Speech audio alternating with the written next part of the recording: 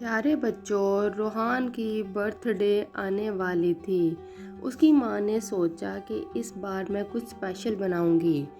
रूहान का सबसे पसंदीदा केक स्ट्रॉबेरी केक था और उसने अपनी माँ से कहा, माँ मुझे स्ट्रॉबेरी केक चाहिए। तो माँ ने सोचा क्यों ना रूहान को ही सिखाया जाए कि कैसे स्ट्रॉबेरी केक बनाया जाता है। माँ ने किचन में रूहान का बुलाया और कहा, आज हम स्ट्रॉबेरी केक बनाएंगे बेटा। ये केक बनाना बहुत आसान था।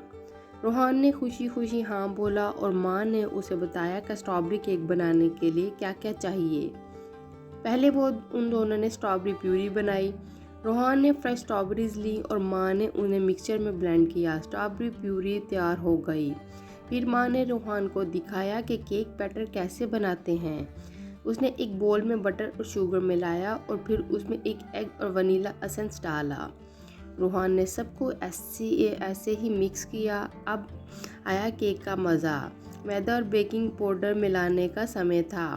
माँ ने धीरे धीरे मैदा और बेकिंग पाउडर केक बैटर में डाल के उसे अच्छी तरह से मिलाया। उसमें स्ट्रॉबेरी प्यूरी भी मिलाई और केक का रंग खूबसूरत पिंक हो गया।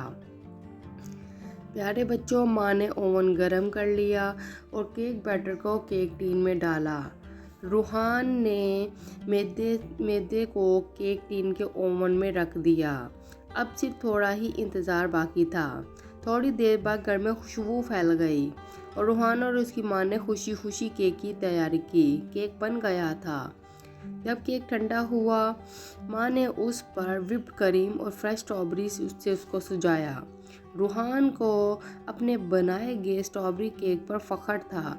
उसने उसकी फ्रेंड्स को बुलाया और सब ने मिलकर केक काट के खाया।